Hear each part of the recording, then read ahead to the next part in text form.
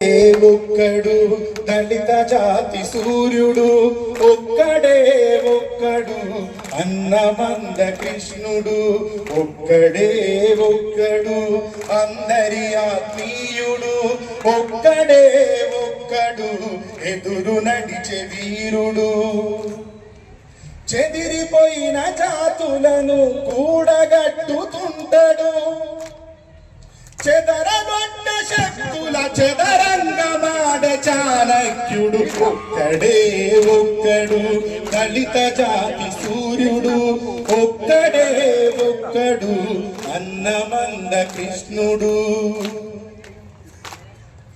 30 ఏళ్ల క్రితం నాడే ముప్పును కనిపెట్టినాడు ఎదురొచ్చిన ఉప్పెనలకి చెమటలు పట్టించినోడు చినుకై ఒక్కటే తునికి సునామీ వలె మారినాడు చినుకై ఒక్కటే తునికి తుఫానుగా ఎదిగినాడు అసమానతల తలలను సునామీ వలె ముంచినోడు లెక్కలేని రాబందుల రెక్కలు తెగ నరికినేడు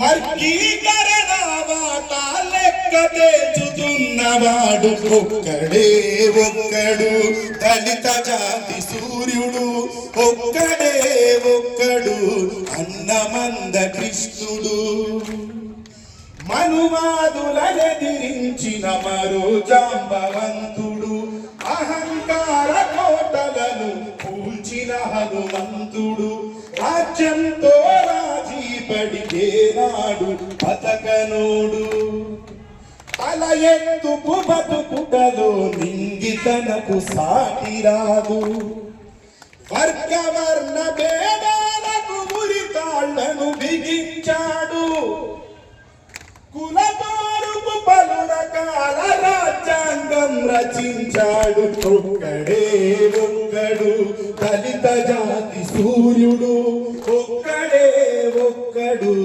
అన్నమంద కృష్ణుడు ఒక్కడే ఒక్కడు అందరి ఆత్మీయుడు ఒక్కడే ఒక్కడు ఎదురు నడిచే వీరుడు. నిజమేనా? మీరు చరిత్రను బాగా గుర్తు పెట్టుకోవాలి. 1కి 100 సార్లు చెప్పండి మన పక్కన ఉన్న వాళ్ళకి, కృష్ణన్న ఒక మాదిగ నాయకుడే కాదు, మనుషులందరి నాయకుడు.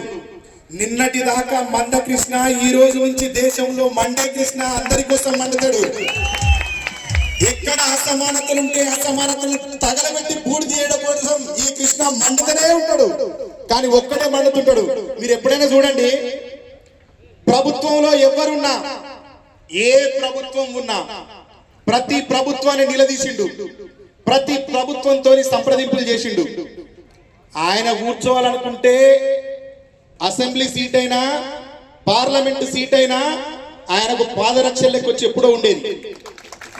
ఏ ప్రభుత్వంతోనైనా మంతనాలు జరిపినా, ఏ ప్రభుత్వాన్ని అయినా నిలదీసినా, ఏ ప్రభుత్వం అయినా సంప్రదించి మాట్లాడినా కృష్ణన్న మాట్లాడిన మాట ఒక్కటే, మా వాటా మాకు ఎప్పుడు ఇస్తారు, మా వాటా మాకు ఎప్పుడు ఇస్తారని మాట్లాడిరు. కానీ నా సీటు నాకు ఎప్పుడు ఇస్తారు అని కృష్ణన్న ఏ రోజు మాట్లాడలేదు, ఏ రోజు మాట్లాడలేదు. కమిట్మెంట్ మీద నిలబడ్డాడు. కాబట్టి చాలా వరకు రాజకీయ వర్గాలకు ఈ పేరంటే భయం, ఉత్సాగారిపోద్ది. మందకృష్ణ సామాన్యంగా సామాన్య మనుషులకు అర్థమైతే ఎక్కడ మాన్యుడైపోతాడో, ఎక్కడ మహానుభావుడైపోతాడో అని ఆ చరిత్రకి ఒక ముసుగు తొడగటం అనేది ఎప్పటి నుంచో మొదలైంది, 30 ఏళ్ల నుంచి.